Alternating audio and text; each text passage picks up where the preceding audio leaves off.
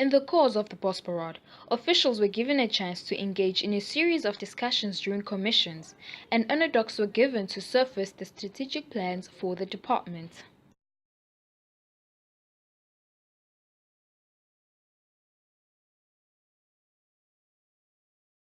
It is clearly spelled out here.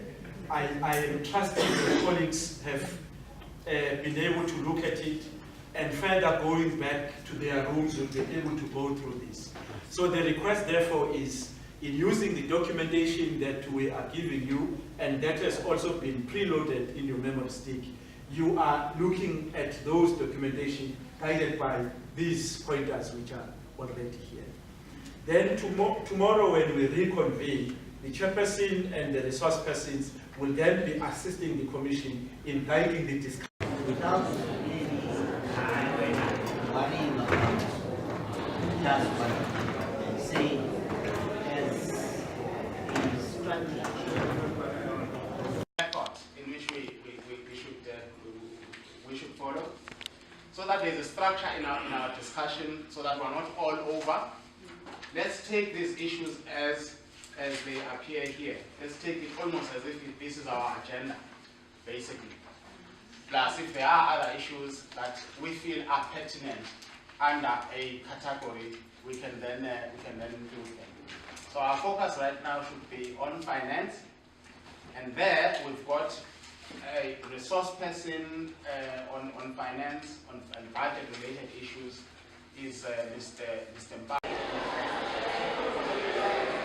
Yeah, the post-parade, I think it has clear intentions. It's about a paradigm shift, a way of looking at things differently. Remember, in 2014 and 2015, our results went down. Now, this kind of a post-parade then is a game changer.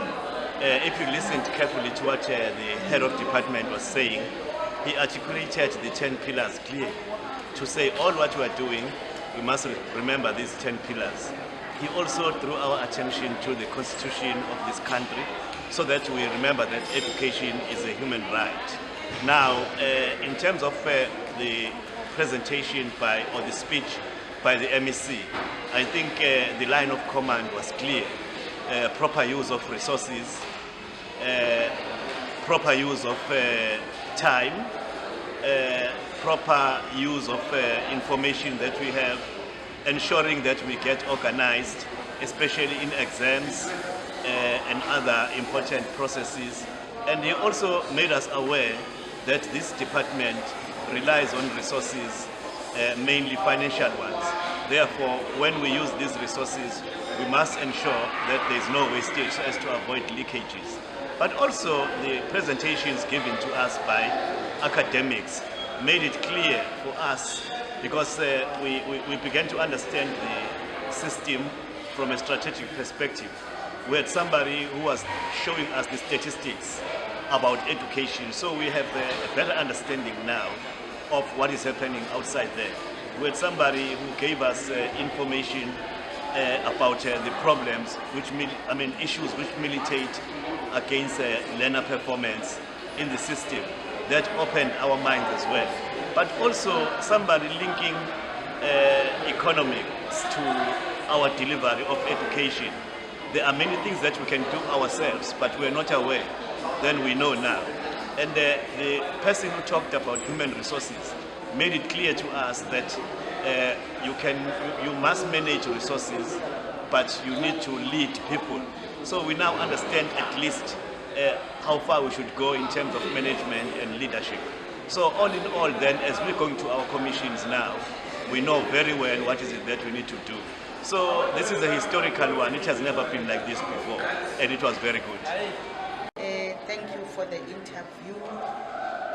In my own opinion, I think we are really expecting the post-parade to give us a watertight plan in terms of improving the workings of the department, because the core business of the department has been compromised in a way.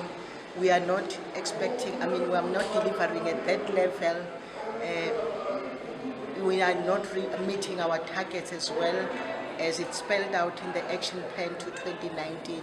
So maybe the problem has always been that we have not set together or set down and make sure that in terms of our plan, we really need to tweak it a bit so that we talk radical, radical transformation in many areas. And I remember what the MEC as well, in terms of, or other speakers said, in terms of technocratic planning, that we really, as the bureaucrats of the department, we really do not need to think, to sit down and plan, but we've got to have plans that really translate into action. So we are hoping, because here we have a myriad of stakeholders, and we've also roped in officials of the department that are critical for the improvement of the system.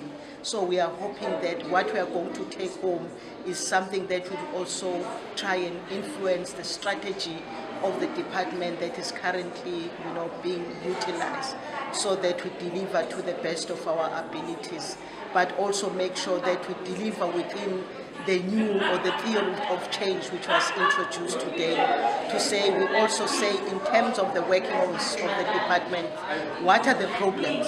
Why are we not performing at that level? And why are other areas not performing at that level? But also not look at the problems, but look at the underlying causes, because what we have not done in the past years is to say what are the problems or challenges, but what are the underlying causes, so that we get down to the bottom of what is bugging the department, but also come up with interventions that are going to be in line with the radical transformation agenda of the department or of government. So, but also making sure that it's recommendations that are actionable, but also, within the MTF, or within 3 years of the financial planning, or 5 years of the financial planning of the department. I'm hoping that, really, to me, this has never happened. We've taken the strategic planning to another level, and we hope that it's going to produce the results or the outcomes that are desired, and we'll therefore talk about making impact in terms of the delivery of quality education. There are serious stuff than stealing money. I'm not saying stealing money is right. There are fundamental things that we lose because of lack of character. Our schools just need leaders with character.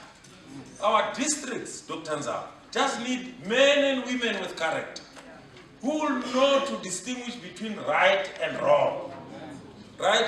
Who don't need a team to go and monitor them. Monitoring just come to confirm who you are and what you do. That's what character is about. Character is about consistency. And character is about distinguishing between right and wrong. I hope MEC that at political level you will consider quite seriously looking at establishing institutions that train young people, to nurture young people in the teachings of leadership. Because people think that leadership is about getting ascendancy to some position. It's about getting to the podium. The reason why people mess up is because they are not prepared for leadership positions. And they start meeting with challenges and many things that they are not prepared for. And we see that in our schooling system. More often than not, we appoint people who are so eloquent in the interview, but who cannot deliver after the interview.